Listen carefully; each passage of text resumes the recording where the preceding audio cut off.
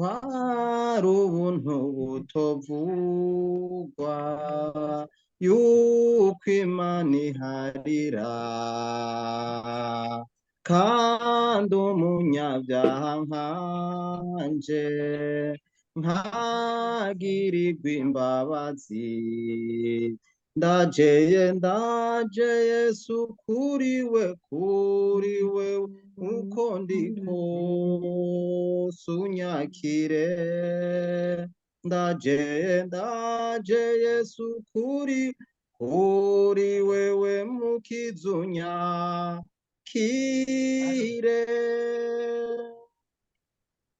Nahoze ndi kure yayo nkiza umutima wanje,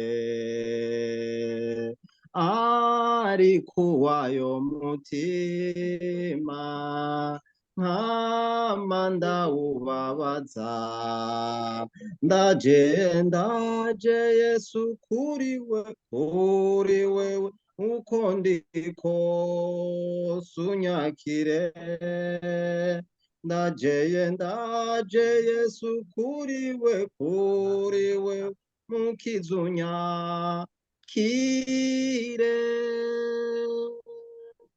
None Yesu ndakwihaye, umbohora undokore, nkura mu migozi yose Satani yantayemwo. Ndaje Yesu kuri we uko ndi kose unyakire. Ndaje Yesu kuri we mukiza unyakire. Haleluya singitinya, nta mazinda ngifise, ndi mu nzira ija mw'ijuru nuzuye umunezero. Ndaje Yesu kuri we uko ndi kose unyakire. Ndaje Yesu kuri we mukiza unyakire.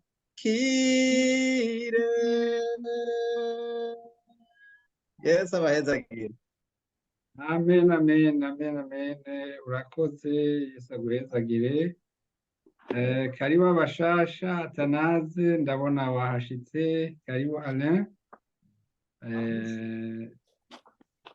Iteka n'akanyamuneza ko muri ngaha. Reka namye soma amajambo aranezera, amajambo aranyubaka, amajambo umukozi w'Imana Pasteur Gervais amaze iminsi atwigisha ko n'amajambo y'umuherezi. Reka dusimbire ku bari hafise Bibiliya muri mu Baheburayo. Baheburayo 10 kuva 19. Baheburayo 10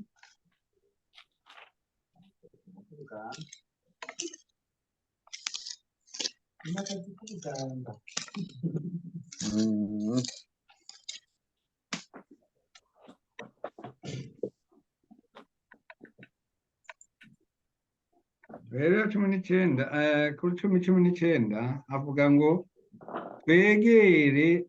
twegereze atabwoba. Nuko bene data ko turi n'ubushizi bw'ubwoba bwo gushikanwa ahera cane n'amaraso ya Yesu, duciye mu nzira yadutoboreye nsha iri n'ubugingo, ica mu gihuzu gikinze, bisobanurwa ngo mu mubiri wiwe. Kandi dufise umuherezi akomeye aganza urugo rw'Imana. Twegereze dufise imitima y'ukuri, twizeye atamazinda, imitima yacu icucagiwe ngo ivanwemwo ibitwagiriza bibi, imibiri yacu yuhagijwe amazi meza, tugumye ukwatura ivyizigiro vyacu, ntikunyiganyige, kuko wasezeranye ari uwo kwizerwa, kandi twiyumvirane ko kugira ngo turwane ishaka ryo gukundana n'iry'ibikorwa vyiza, twoye guheba gukoranira hamwe nk'uko bamwe bagira, ariko duhanurane, kandi uwo mubonye wa munsi kandi uko mubonye wa munsi wegereza, murushirize kugenza mutyo. Amen. Yesu rero abahezagire. Aya majambo arakomeye. Ego, nta nzira yindi y'agakiza dufise. Hari ibitwanduza n'ivyaha. Mu bisanzwe twebwe fagitire y'ivyaha vyacu y'abantu bose yararishwe. Twarahawe urupapuro kugira ngo tugwemeze. Mu kugwemeza ni ukugira ukwizera, tukakira Yesu nk'umwami n'umukiza wacu. Iyo tuvyanse ntibiba vyemewe, mugabo twarabihawe. Nashaka no kubaza mwene data canke muri mwebwe nyene yuko hariho abamaze gufata ingingo yo kubatizwa, kumbure mushobora kuba mwaje mutabatijwe mwese, ariko aha turi ni nk'uko turi mu ishuri, ikizame kizoza, twese turiko turagicamwo, turiko tuca mu bibazo. Hariho abantu basenga kandi bama batonze. Mbe muramaze kubona iyo baje gutanga inyishu z'ibibazo, bakoze ibibazo, bakakubwira ati wewe nturimwo kubera ko ntiwari wanditswe. Wewe nturimwo kubera ko ntiwari wanditswe, wari wagitoye mugabo ntiwari wanditswe. Aha rero ntihazagire umuntu avuga ngo jewe nari narifuje kubatizwa biranka, ndabura ingene bigenda. Turi ngaha, muzotubwira turondere inzira kugira ngo mubatizwe. Kubera iki? Kubera ko rya jambo ryanditswe muri Mariko 16 ngira ngo dusomere umukozi w'Imana. Mariko 16:16.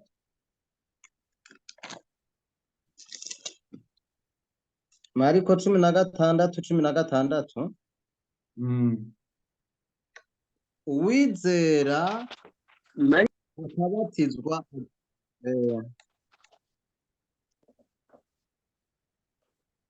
ego usome Mariko 16:16. Uwizera akabatizwa azokizwa, ariko utizera azotsindwa n'urubanza. Tubandanye. Ako karakwiye.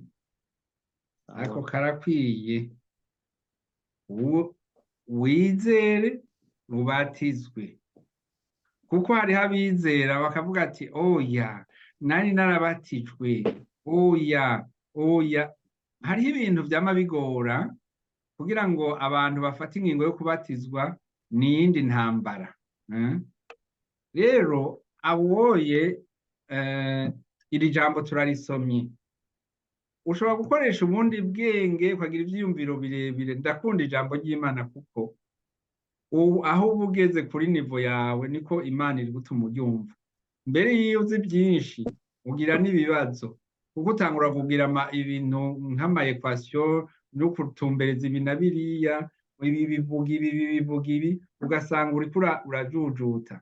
Ariko ngaha batubwiye ngo uzokwizera akabatizwa uwizera akabatizwa azokizwa, ariko utizera azotsindwa n'urubanza. Urubanza ruroroshe kumva nurwo arirwo. Rero ndabifurije ko mwomenya uku kuri. N'ijambo ry'Imana yatubwira ngo muzomenya ukuri nako kuzobaha kwidegemvya. Abanyarwanda bavuga ngo kuzobabatura. donc byari bibagize imbata, byari bibagize novuga ni abaja, eh? Muzobivamwo kuri ubwo buryo. Yesu rero abahezagire, murantunga ndiko mvuga mutambona, murantunga sinari nabibonye ko ariko bimeze.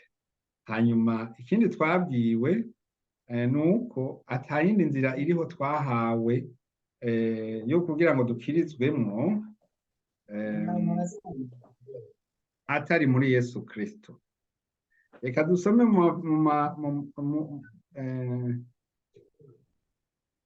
aha muri Maheburayo 19 twabonye umuherezi akomeye.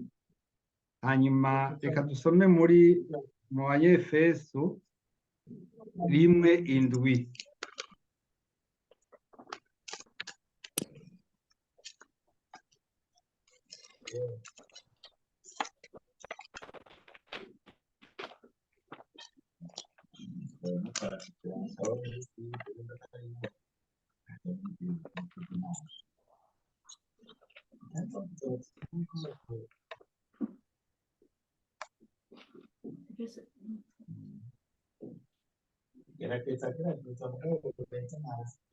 Abanyefeso 1:7 aruhabonye.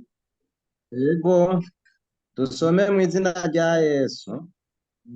Muri we niho duherwa ugucungurwa n'amaraso yiwe, niko guharirwa ibicumuro byacu, nk'uko itunga ry'ubuntu bwayo riri. Tubandanye.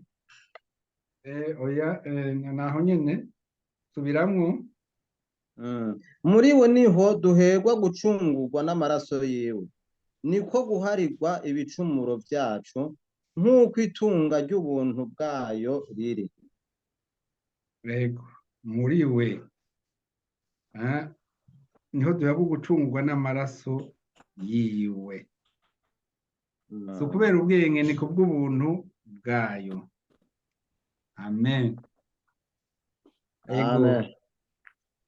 Ego, reka rero tubandanye. Imana yaratugiriye neza, umukozi w'Imana yaraturungikiye ya majambo Imana ihoremo imushiramwo. Karibu Chantal, karibu abo ntarakira ngaha.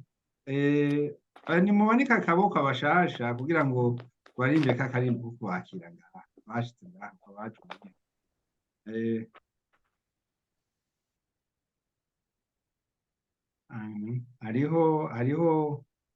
hariho Muneza ni mushasha, niwe ngira ngo aje no munsi bwa mbere, na Mugisha yari yarageze kuza. Turirimbe kandi kuko kwakira abashitsi.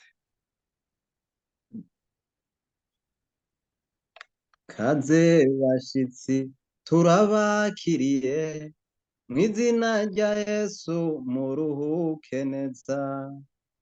Kaze bashitsi turabakiriye, mu izina rya Yesu muruhuke neza. Kaze turabakiriye mu izina rya Yesu. Amen, amen, amen. Ubu rero reka duhe rero umukozi w'Imana Pasteur Gervais ijambo atushikire kuco Imana yamutumye. Reka ndamushire mu minwe y'Imana muri kano kanya. Mana uhoraho, Mana y'icubahiro, turagushimiye kuri uyu mwanya mwiza uduhaye kugira ngo tube ngaha twumve ibyo watumanye umukozi wawe kugira ngo adushikirize. Warakoze kutugira abaherezi, warakoze Mana kuduha umuherezi mukuru. None rero tuje imbere yawe Mana, tusabiye umukozi w'Imana watumye kandi yagamburutse akaza muri kino kibanza. Nubwo kenshi ntibiba byoroshe kugira ngo abone umwanya, ariko wabikoze. None rero turagushimiye Mana ngo mugirire neza. Mana ibyo atubwira bitwubake kandi nawe bimwubake. Mana yo mu ijuru aza abihebwe n'impembo kuko yagambutse agashikiriza ubukombe bwawe. Mana ndasabiye umwe wese mu bari ngaha, ntihagire ubutaha uko yaje, ariko twese tugende twakubonye, twagukorakoye mwami wo mu ijuru nka wa wundi yakora ku mutamana wa Yesu. Mana yo mu ijuru turakwinginze nk'uko mwene data yabivuze, abagwayi Mana bagiriye neza, abafise n'ikibazo cyo kwizera Mana bariko barijejanya mu mitima muri ibi na biriya, Mana turakweretse kandi nuku kubaho ngaha ngo wewe utuje imbere, aba ariwe utugirira neza, aba ariwe udutsindanishiriza. Ndabigusabye ndakwizeye, ni mu izina ry'umwami wacu Yesu Kristo bisavye, amen.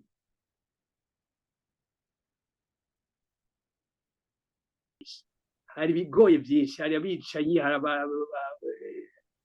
abasambanyi, hariho ibihugu byinshi murabona isigari y'ubumeze. Ingorane rero, ingorane s'abanyabyaha, ingorane ni uko habuze abaherezi, ingorane ni uko habuze abasenzi b'ukuri. Mutigute bisome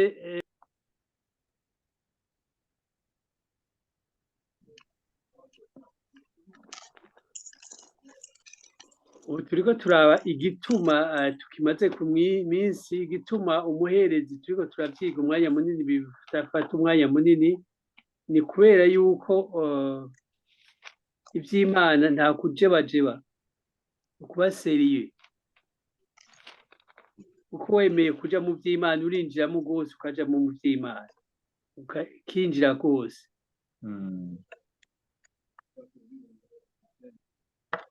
Yeremiya igice ca gatanu. Yeremiya igice ca gatanu umurongo wa mbere havuga aya majambo. Umutwe w'amajambo uvuga ngo gusubira inyuma niko kuzana ibihano. Nimwiruke hirya no hino mu nzira z'i Yerusalemu, murondere mwitegereze, mucakare no hiyaguye haho, namba mwobona umuntu yoba umugororotsi, arondere vy'ukuri, nanje nzohaharira.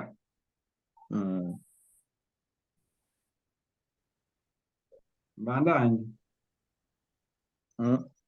Naho barahira uguhoraho kuhoraho, nukuri barahira ibinyoma. Mbega uhoraho, inyonga zawe ntizitegereza ukuri. Warabakubise ntibabibabara. Ego me ngo nimwiruke naho nyene basi. Ntasome nsubiremwo. Oya ntaco, ngo nimwiruke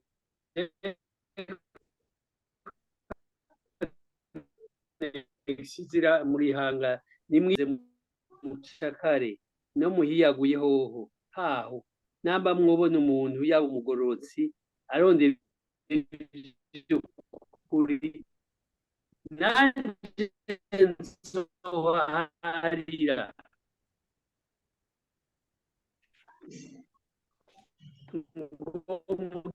France bavuga ngo parcourez les rues de Jérusalem, regardez et formez-vous s'il y en a qui prient, et je pardonne à Jérusalem.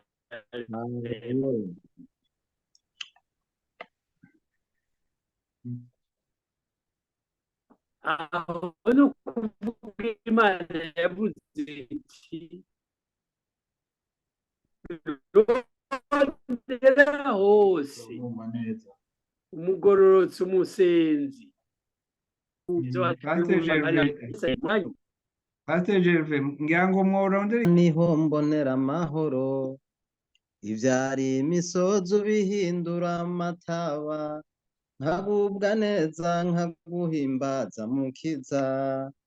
Mbere yawe Mana niho mbonera amahoro, imbere yawe Mana niho mbona kwidegemvya. Ivyari imisozi ubihindura amataba, nkagubwa neza nkaguhimbaza mukiza imbere yawe mana niho mbonera amahoro imbere yawe mana niho mbonera amahoro ivyari imisozi ubihindura amataba nkagubwa neza nkaguhimbaza mukiza imbere yawe mana niho mbonera amahoro. Yesu abahezagire. Amen, amen. Ego. Turiko turaganira nyene reka mu kumurindira turabe dusome hariya mu Bagalatiya 5. Yesu yaduhaye kwidegemvya. Yesu yaduhaye kwidegemvya ahanini nkuko wabivuze kare bene data, igikuru no gufata ingingo. Wowe ingingo wafashe niyihe? Yego, kera gusubiramwo ivyagezwe, harageze ahantu Yosuwa abwira canke hari muri abwira abisirayeli ati nimuhitemo rero uno munsi imana mugomba gukurikira iyo ariyo. Yego, ati jewe nzokurikira imana yacu, namwe ngaha nuko nyene nimuhitemo rero imana mugomba gukurikira iyo ariyo, ari imana y'abayari canke imana y'abasokuru. Urumva ko biratanye. Mu Galatiya rero 5 niho handitse ngo Kristo yatugobotoye ngo tube mu mwidegemvyo, nuko muhagarare mushikamye ntimukongere kuzingirwa no gutwazwa intuntu n'ubuja. Guhitamwo Kristo canke ivyagezwe, niko hano amajambo avuga. Umve jewe Pawulo ndababwira yuko nimwakebwa Kristo ataco azobamarira, kandi ndabarira umuntu wese akebwa mbishingiye intahe yuko ari umwenda wo kwitondera ivyagezwe vyose, ari n'umwenda wo kwitondera ivyagezwe vyose. Yemwe abagomba gutsindanishirizwa n'ivyagezwe, erega muhinduye ubusa gufatana na Kristo kwanyu, muratemvye muretse ubuntu bw'Imana. Kuko twebwe mu buryo bwa mpwemu twiteze ivyizigiro vy'ukugororoka kubwo kwizera. Yego, ukwizera. Karibu, numva bishoboka ko uvuga. Yego, nariko ndavuga nti en igituma nuko hariho en uno munsi hariho probleme ya sinzi probleme yariho, ico gituma muhava mwihangana, nta kundi umukirisa agirwa no kwihangana. Umukirisa agirwa no kwihangana. Hanyuma rero nariko ndavuga nti igituma amaze iminsi tuvuga umuherezi umwanya munini nuko muri Yeremiya igice ca 5 umurongo wa mbere, nk'uko yabisomye ngo parcourez les rues de Jérusalem, regardez, informez-vous, cherchez dans les places s'il y trouve un homme, il y en a un qui pratique la justice, qui s'attache à la vérité, et je pardonne à Jérusalem. Ni ukuvuga nimwaronka umuntu akijijwe cyane agororokeye Imana. Twaravuze yuko umuherezi mu intercessor n'umuntu ari hagati y'Imana n'abantu, ati nzoca ngirira ikigongo ico gihugu ari umwe gusa. Aha rero niwagororokera igihugu, niwagororokera Imana plutôt, Imana izobabarira Ubudagi. Nico gituma rero waje ngaha mu Budagi. Nico gituma waje mu Budagi. Rero nkuko nayobwiye, si rero gusa uje kurondera, rero ni inyongera. Izo zinyongera rero sico wokubitirako, donc il faut kuraba l'essentiel, nturabe accessoire. Soma kandi muri Esaya 59 umurongo wa 15 gushika kuri 16 pasi. Esaya Turiko 59 umurongo wa 15 15 umucunguzi niwo mutwe w'amajambo. Ni koko ukuri kurakamanganye kandi uhunze ibibi aba yinyagishije. Uhoraho yarabibonye biramubabaza kuko atabiroranye biriho,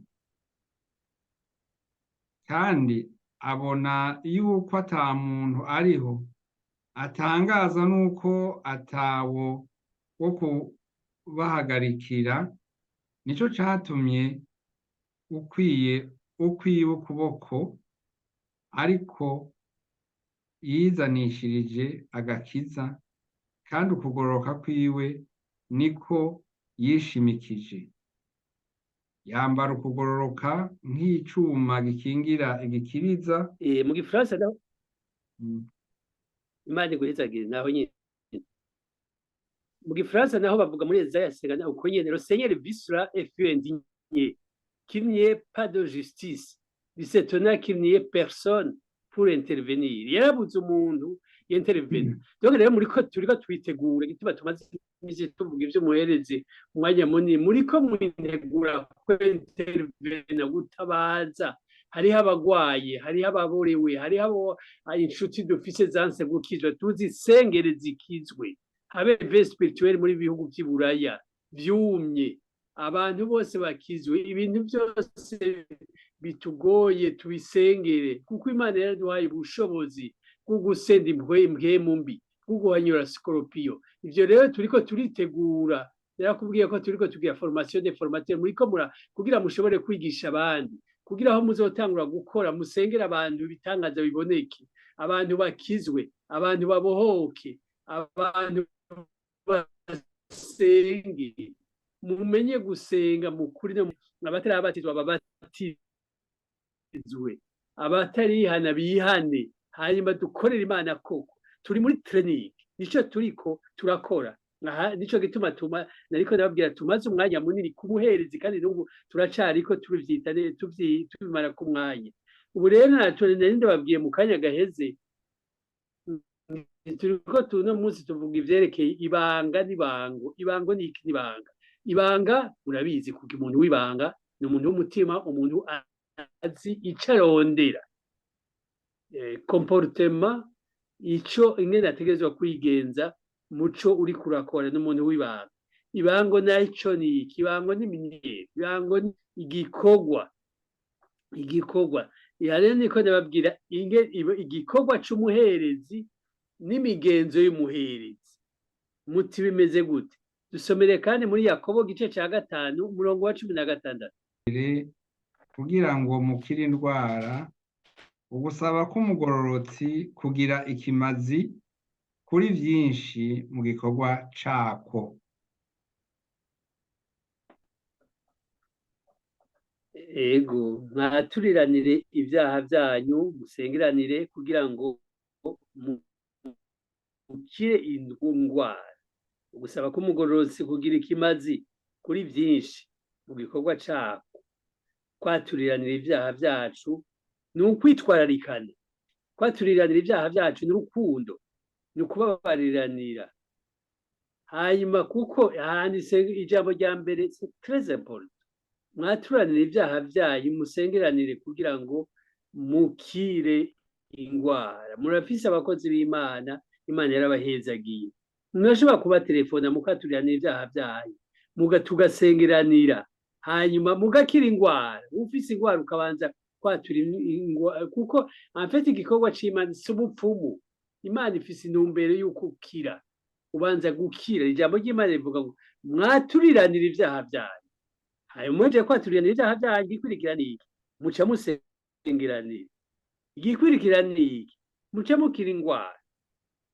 Nimubanza gukira ingwara, hanyuma ngo mubandanye. Oya, si kwa muganga, si muri soins infirmiers, si muri urgence. Imana igomba mwaturiranire ibyaha byayo, musengeranire kugira abiki, kugira mukira indwara.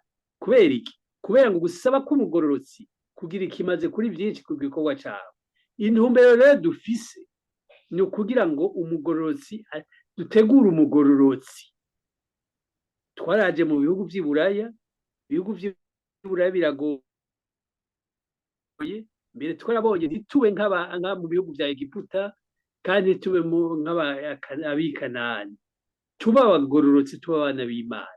Koko aho uri hose ngo umugorokeye Imana, umugorokeye Imana, turabitika ko mu kanya ngene muca mubigenza ryabango n'ibanga n'ingene dutegerezwa kwigenza, kandi tugategerezwa gusengeranira, mugasengera abakozi b'Imana, abakozi b'Imana bakabasengera, mugasengera nk'uko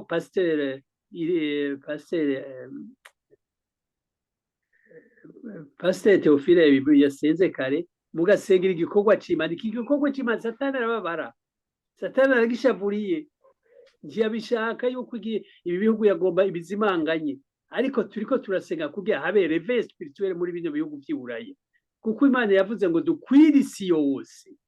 Ibihugu by'u Burundi, hagiye igihugu cy'u Burundi yaragihezagiye, sinzi ko mwari mubizi, yaragihezagiye kuko abarundi nico baragira barakwira mu isi yose, ibicisha mu bintu bitumvikana, ibicisha n'abantu b'inzara, bibicisha mu bintu bimeze byo kutumvikana mu bya politiki. Ariko mukagenda mugabo mugende muvuga ibikorwa by'Imana, mugende muvuga igikorwa c'Imana, mugende musenga. Uko niko Imana ikora. Inzira z'Imana ni nyinshi cyane. Uza urwaye, uza ukomeye, uza kwiga, uza kuvuga ubutumwa, wikugira kose mugabo umenye ico Imana iriko irakurondera. Musengeranire, inshuti yanjye, gusengeranira ni ugukundana. Ndabaha inkuru, dushobora gusengera umuntu udakunda, dushobora gusengera umuntu udakunda, cibagiwe coco, dushobora kwisonzeshereza umuntu udakunda. Uti wirigwe muri jeune priere umara umunsi utariye kubera umuntu. Ingene abantu basigaye bikunda bubu biragoye. Ugaheba petit déjeuner kubera umuntu. Oya, abantu kubera ijambo ry'Imana rivuga ngo mu minsi ya nyuma abantu bose bazokwikunda, bazokuba inkunzi y'amahera, bazokunda abantu, n'umwana wawe ntazogukunda, azobona amahera gusa. Nico gituma dutegerezwa kugaba, uti mbega ndikunda, mbega ndakunda abantu, mbega ndakunda amahera, mbega ndi inkunzi y'amahera nk'uko ijambo ry'Imana rivuga, kuko Yesu niyaza kuza abo bantu badakundana ntibizodugana. Yesu niyaza abantu urukundo rwativye ntibazoduga mu ijuru. Yesu Kristo niyaza inkunzi z'amahera ntiziduga mu ijuru. Aha rero ni ukuvuga twaraje iburaya, mwaraje iburaya, nimwahezegirwa n'amahera, okay, nimwahezegirwa, okay, mugabo ibyo mumenye ko ari inyongera. Dusengerane rero, mugabo tubanze kwitunganya. Igituma tubanza kwitunganya no kubera dutegereza kuba abagororotsi. Kubera iki? Amasengesho y'umugororotsi arafise akamaro gahambaye. Twongere duheheje icubahiro mu byo dukora byose, mu byo tubamwo byose, mu byo tugenderamo byose. Dusome kandi Abalewi igice cya 3 umurongo wa mbere, Pastor. Abalewi igice cya 3 umurongo wa mbere utubwira aya majambo.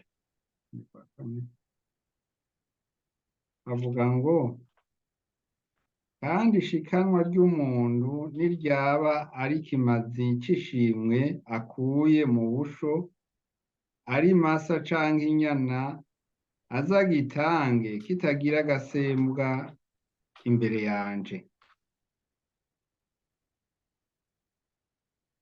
Ahetse arambike ikiganza. Okay, imbere yanje na umurongo umurakwiye. Kandi ishikanwa ry'umuntu niryaba ari kimazi c'ishimwe akuye mu busho, ari masa canke inyana, azagitange kitagira agasembwa imbere yanje.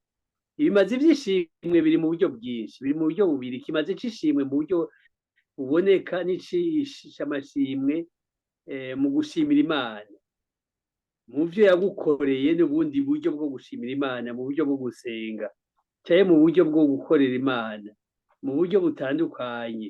Biraba cyane cyane n'ibyo isezerano, ibyo cyane cyane byaraba isezerano rya kera, mugabo isezerano ry'ubu Imana irondera cyane cyane iyo bivuye motifu, iraba umutima ubitanze ko ari utagira agasembo.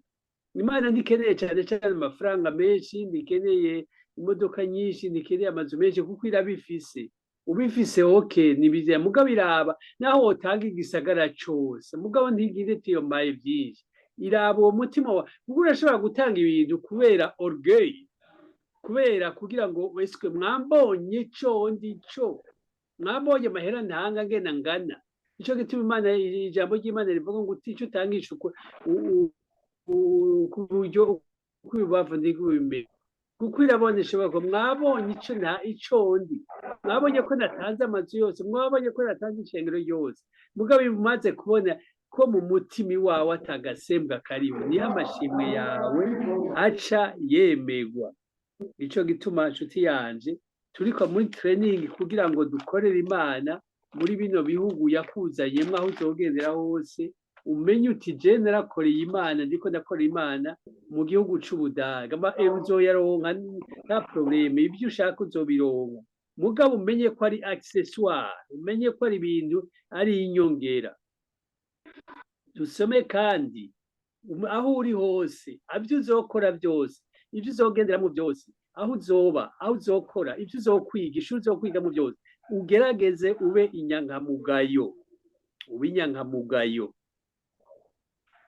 atagasembu ufise. Dusomere Timoteyo wa mbere igice cya 2 umurongo wa mbere gushika ku 10.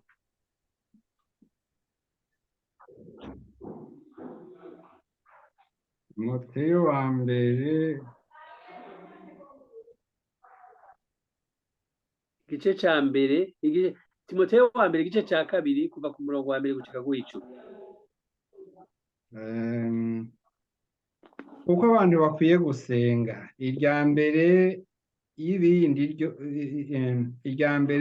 byose ndabahanura kwingingira abantu bose no kubasengera no kubasabira no kubashimira Imana, kandi cyane cyane abami, n'abashinzwe hejuru, kugira ngo twame mu mahoro dutekereje kubaha Imana kuri nyankamugayo bose. Ibyo ni byo byiza byemegwa mu nyonga z'Imana umukiza wacu. Igomba ko abantu bose bakizwa bagashika ku kumenya iby'ukuri, kuko hari Imana imwe kandi hari umuhanuzi umwe w'Imana n'abantu, nawe nyene n'umuntu, ni Kristo Yesu, yitanze kw'injungu ya bose. Kandi ibyo bishingirwe intahe mu bihe byabyo. Nico nashiriweho kuba umusiguzi n'intumwa n'umwigisha wo kwigisha abanyamahanga ukwizera by'ukuri. Nuko ndagomba yuko abagabo basenga hose batarika amaboko yera, bataratse, batagira ibihari.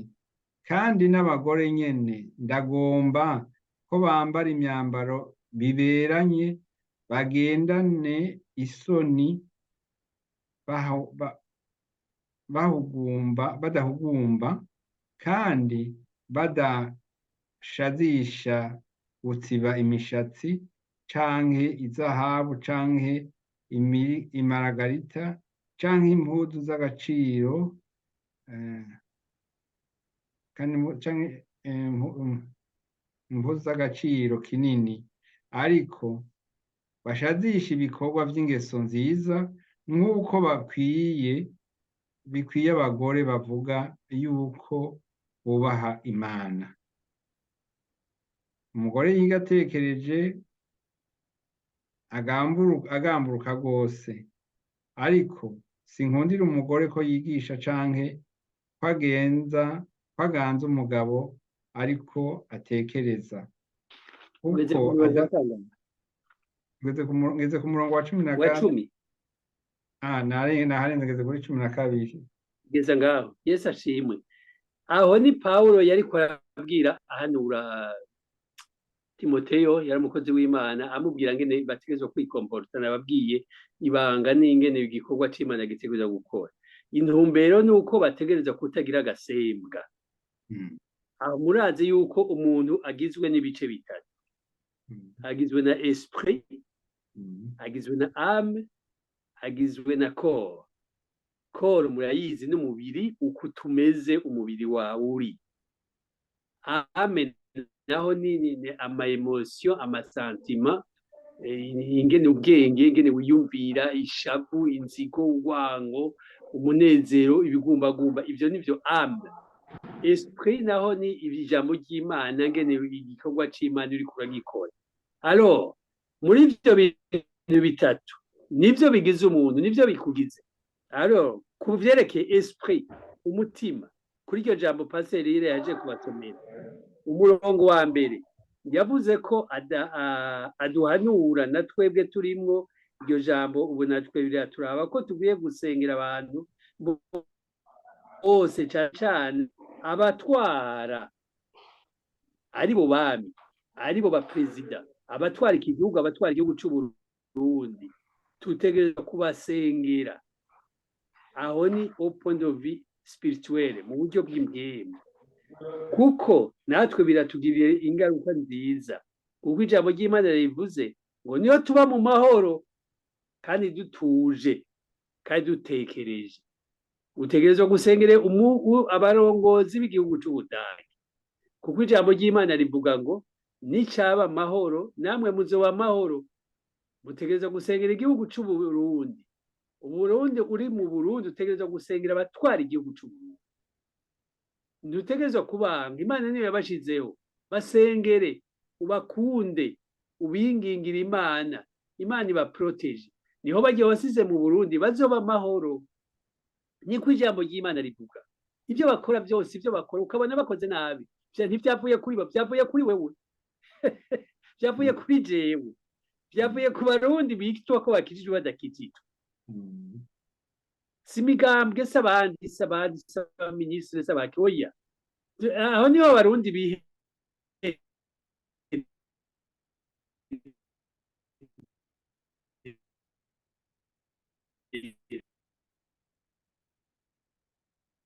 Birasubiye gucika.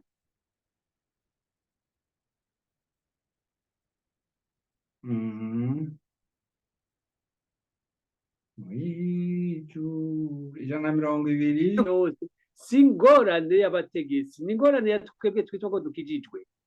Twategereza kugisengera mu kuri no mu mbwembo, Imana igatabara, kuko Imana yatugize umutwe ntiyatugize murizo. Ingorane rero n'aba intercesseur, ingorane rero n'abitwa arabahereza atarabahereza. Niyo problème iriho. Aho niho hari ingorane. Ni ukuvuga rero ikindi kigira kabiri ku murongo wa 4, dusengera abantu bakizwe bashike kumumenya Imana by'ukuri, ko Imana yacu ari Imana y'ukuri, Imana y'igitangaza. Imana ntikorana n'indyarya, Imana ntikorana n'izipokirite. Dukizwe gose canke tubivemwo, mugabo pana kuba akazu yacu, kizwa cane, dukizwe gose. Bamenye ko dufise Imana imwe n'umuherezi umwe mukuru, umwe ari we Yesu Kristo. Aho ni au point de vue spirituel, ivyo Pasteur ireje kubasomera. Nikigira kabiri kuvyerekeye umubiri, umurongo w'umunani usome Pasteur. Umurongo w'umunani aha nyene nuko ndagomba ko abagabo basengaho hose batarika amaboko yera, bataratse, batagira ibihari. Okay. Nukuvuga akumanika amaboko, nukuvuga ihoreme, ni ukuvuga ugize uti mane niwe undongora muri byose, nicyo bisigura. Ntiwunigane, ntiwubwire ngo yajewe ngomba ibi ngomba ibi, bibe uko Imana ishaka, uko Imana ishaka. Nicyo gituma ijambo ry'Imana ugira uti naho ndamana nashaka umbe ibi, mugabo wewe bibe ko ushaka, kubera iki? Imana iragukunda gusumba ubuyizi, Imana irabona ko ari danje. Urashobora gusaba akazi gahambaye cyane ukabona ko ari keza cyane, mugabo Imana ibona ko harimo danje. Bipfa ko tumanika amaboko tukemera ko Imana ari iturongora, kandi utaratse udashavuye. Umurongo w'icenda nawe pasi, aha turiko tuvuga ku vyerekeye umubiri ko kandi n'abagore nyene ndagomba ko bambara imyambaro biberanye, bagendane isoni, badahugumba kandi badashazisha gutsiba imishatsi canke inzahabu canke imaragarita canke impuzu z'igiciro kinini, ariko bashazisha ibikorwa vy'ingeso nziza nk'uko bikwiye abagore bavuga yuko bubaha Imana. amen. Ikigoye rero c'impression Imana si imishatsi, si ukwambara neza cyane gose. Imana iraba umutima, ko wambaye impuzu z'umutima zimeze neza, usazishije ingeso nziza. Icyerekeye aho rero ni kivyerekeye umubiri.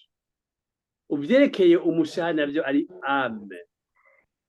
Naho nyene ni umurongo w'umunani nyene, abagabo basenge bataratse bimwe by'amayimoti, utaratse, utagira ibihari, n'abakenyezi babo bafise amahoro. Ntugende watukanye induru zavuze mutumvikana, yagenda ufise amahoro, umutima uri mu mahoro. Ibice byose nore mu majambo make. Aha naho abakenyezi twavuze ngo bagire isoni, b'abapfasoni, badahugumbwa, bari kalme, bari poze. Iryo ni ryo jambo ry'Imana kuvuga d'une façon intégrale. Imana ihesha icubahiro ku mubiri, Imana ihesha icubahiro ku mutima, Imana ihesha icubahiro ku mushaha, uyihesha icubahiro muri esprit, uyihesha icubahiro kuri âme, uyihesha icubahiro no kuri corps n'umutima wawe, byose d'une façon intégrale.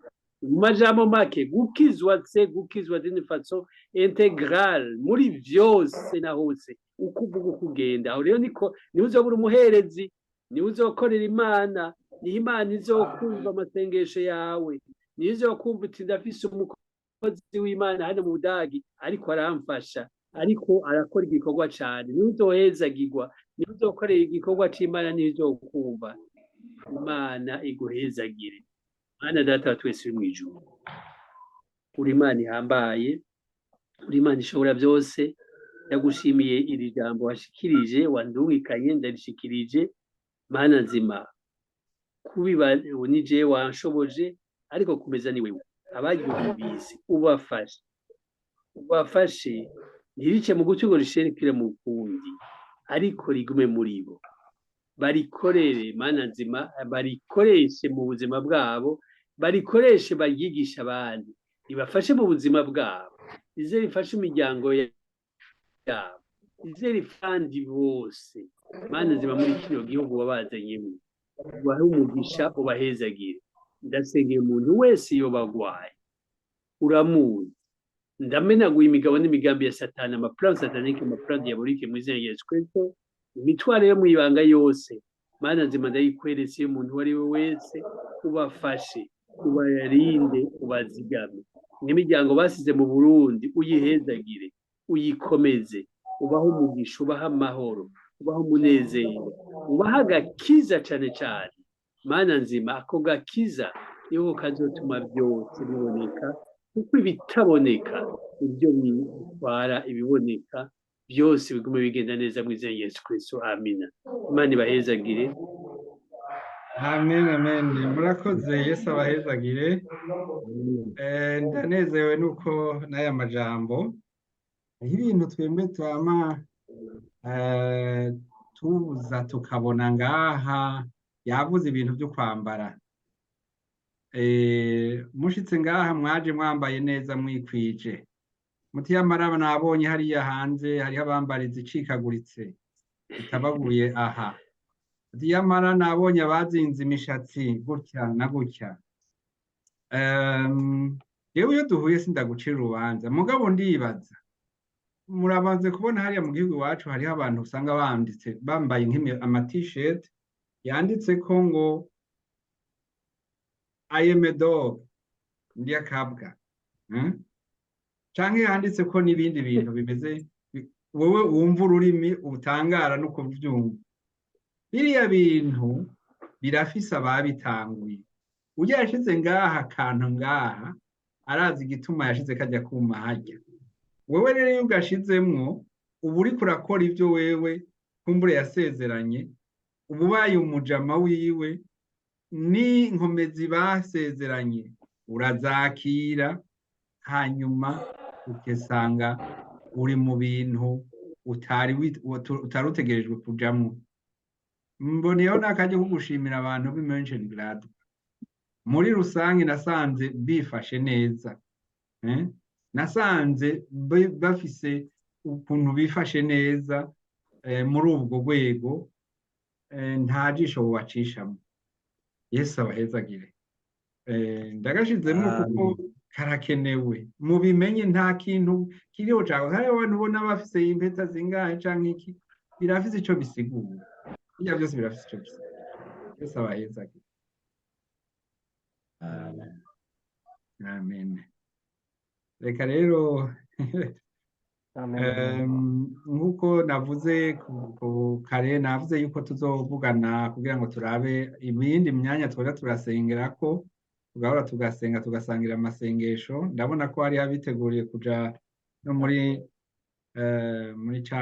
ya masengesho yo muri Europe kandi navyo ni vyiza nagenda bibahimiriza ubishoboye no kubikora kandi nivyo vyiza n'imfunguro y'ijuru kandi ryoshe ego tuzobabwira rero tuzobarya kara kugira ngo tuze turahora dusenga Imana dusengera igihugu twongera twisengera hanyuma dusengera n'aya madosiye tuyasengera tuyashira imbere y'Imana kuko ku Mana nta kidashoboka ntidutegereje gufata inzira z'abapagani mu vyacu twe turiko tuja hamwe Yesu rero abahezagire reka dusabe mundi mwene data niba hari ubundi wafise akajambo ko gushikiriza canke kabazo reka kakaba kanya tugakoreshe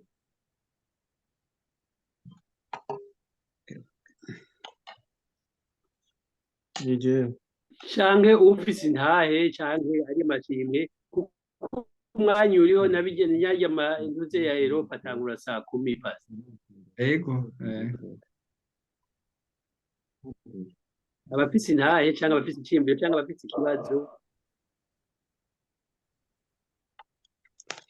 canke dukurotira hanyuma dusigare abashaka basigaye barayaga nta ngorane biva ngene mu biro mwe murongora ngene mubibona ego reka dusenge dukurotire hama dusigare turayaga ngano twokwiyagura nyene tuze dusenge amasengesho yo guheza igiterane hama abandi basigare ngaha tuganira ku kimwe canke ufite programme zindi abandaye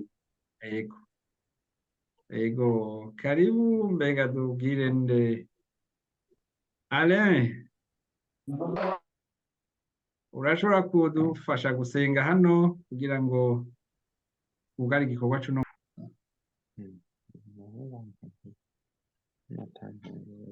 okay reka tubaze Vianney usenge hanyuma tuce tubandanya tuganira Mana urakoze turagukengurukiye ubu buntu twagiriwe bwo gukoranira hamwe twumva ijambo ryawe none rero turagushimiye kuko ijambo ryawe ari umutsima uhaza ubugingo n'impamba idutunga muri uru rugendo kugira ngo mwami mwiza tugende tukumvira kugira ngo tugende uko ushaka ntitwirongore canke mwami ngo twigabe ariko tuganzwe nawe none rero turagushimiye ko mwami ijambo ryawe rivuzwe ego mwizina Yesu Kristo none umukozi wawe mwami ukaba wamutamitse umuzingo w'igitabo none twanezerewe no kumva ijambo ryawe, kuko ijambo ryawe ari iciro umuntu wese yirabamwo. None rero bwirukiro, wohagarara imbere y'ijambo ryawe ngo avuge ngo jewe nararyitondeye, ariko twese mwami turunamye kandi turaciye bugufi mu izina rya Yesu Kristo, turaba intege nke, ariko mwami ni wewe uduha inkomezi.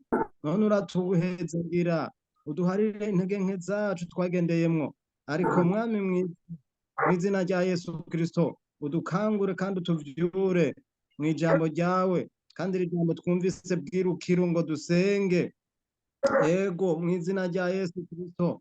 Kandi mwami twumvise ngo nidushishikare, none rero bwirukiro ntirice mu gutwi ngo risere ku mukundi, ariko mwami rigira ubushobozi muri twebwe kugira ngo rigire aho ridukuye n'aho ridushikanye. Hezagira umukozi wawe mu izina rya Yesu Kristo, agize igihe kirekire atugabura ijambo ry'Imana, kugira ngo mwami mwiza mu izina rya Yesu Kristo ntitugwe mu bugaragwa, ariko mwami dushishikare. None turanezerewe, tugize iminsi twumva ijambo ryawe kandi twaranezerewe. None rero umuhe kuramba, umuhamagara meza, umuhezagire mu izina rya Yesu Kristo. Aba bantu bose mwami bagize uruhara kugira ngo mwami mwiza tugende tugira ijambo ryawe, ubahezagire, ubaha umugisha, uzoba ukoze. Urakoze natwe nyene tugiriko turumva ijambo ryawe, tukemera tukayoboka, uduhezagire. Kandi twumvise ngo dusengere ibihugu vyacu, ico dutuyemwo n'ico twasize hariya, ngo tubasengere mu izina rya Yesu Kristo. Kandi ngo nta gitangaza mu izina rya Yesu Kristo ko ibisuma canke ibyaha bikorwa, ego ngo kandi abanyabyaha sibo, ngo ariko mwama batariko barasenga barabihawe, ngo nivyo bibi. None rero bwirukiro ryakoze ku mitima yacu, ariko mwami riduhaye gusenga no gushishikara, kuko hari uko watubwize. None rero bwirukiro ushishikaye kuduhezagira, abakozi babegwa n'ibikoresho, duhezagize ibikoresho, utwongera ukwizera kandi utwambika ibigwanishwa, kugira ngo mwami mwiza mu izina rya Yesu Kristo duhagarare ku munara turereke mu izina rya Yesu, dusenge kugira ibibi ntivyinjire, igihugu kiba amahoro. Urakoze data kubiduhaye, kandi mwami turavyakiriye. Urakoze, dusenze twizeye mu izina ry'umwami wacu Yesu Kristo, amen.